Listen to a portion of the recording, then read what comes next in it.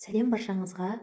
Қалдарыңыз қалай? Бүгін сіздерге осындай дәмді котлеттер сочный болып шығатын, қасында картошкаларымен күшті тамақ рецептімен бөлісіп тұрмын. Жасалу жолы оңай.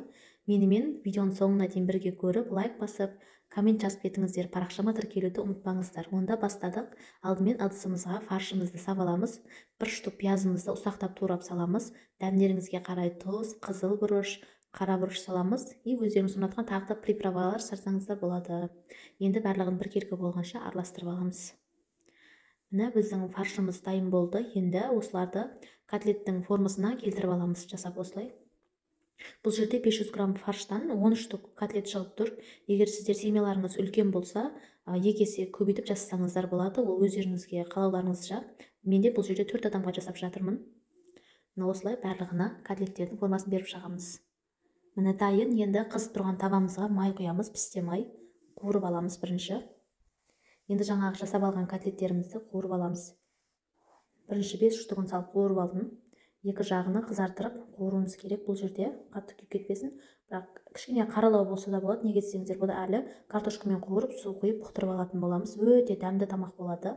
Жасап көріңіздер міндетті түрде. Мұны осылай әп-әдемі, ешқандай жұмыртқа салмасақ та шашырап кетпейді. Осылай әдемі болып шығады. Өзінің формасын ұстап, шашырап кетпейді.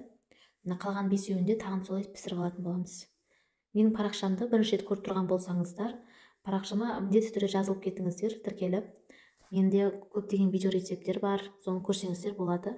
Енді үлкендеу табамызға немесе қазанымызға май құйып, 1 штук пиязымызды турап қуырып аламыз.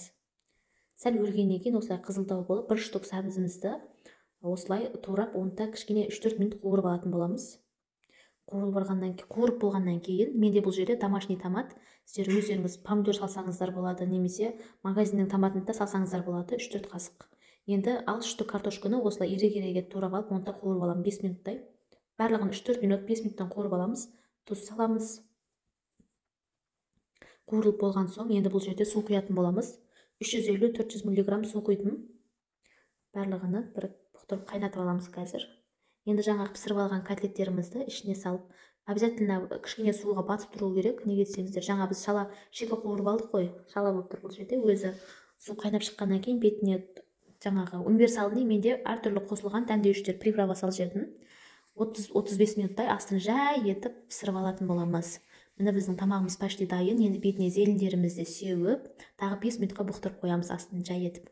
Тамағымыз пісіп шықты. Өздеріңіз қалауларыңызша әсемдеп, сәмдеп, тарелкаларыңызға сүзіп, кешкі астарыңызды іше берсеңіздер болады. Ас болсын. Менің парақшама тіркеліп кетіңіздер. Құдай қаласа алдағы уақытта көптеген рецепттермен бөлісетін боламын.